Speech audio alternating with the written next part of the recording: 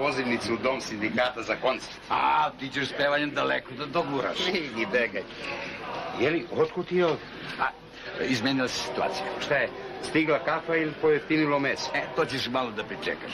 Nego Boba i Marijana se angažuju za adaptaciju i nameštanje stana. Došlo im iz dupeta u lovu. Jeli, kad počinjemo posao? Kad velemajstor kaže? Dobro, ajmo po materijal. Jesi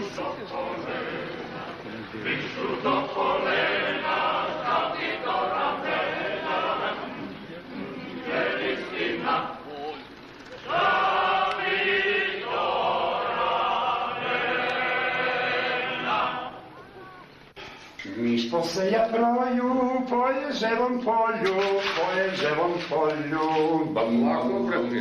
narasla je troja, mišu do kolena, zabi do ramena. Žiko, dokle ću ja ovo da držim? Dok ne naučiš zanat. To mi je neki zanat.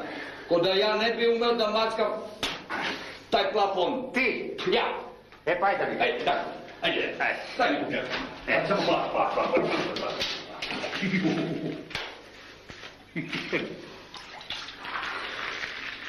Jeli bre, se ovdje ostavlja kopa. Pa to ti je za ovo. Ajde, Ajde, molim.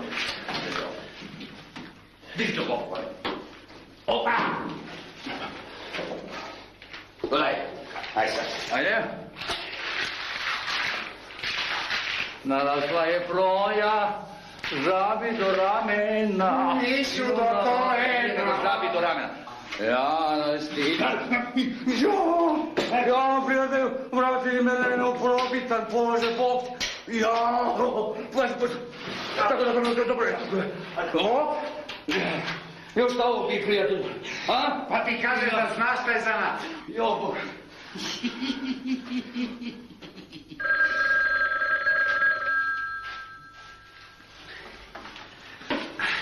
Alo? To ste vi, Prijo. Kako napreduje posao? Odlično, Prijo. Baš sad imamo pauzu. A šta radi Milan?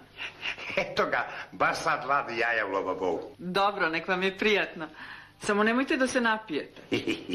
Ne brini, Prijo, nećemo. Doviđenja.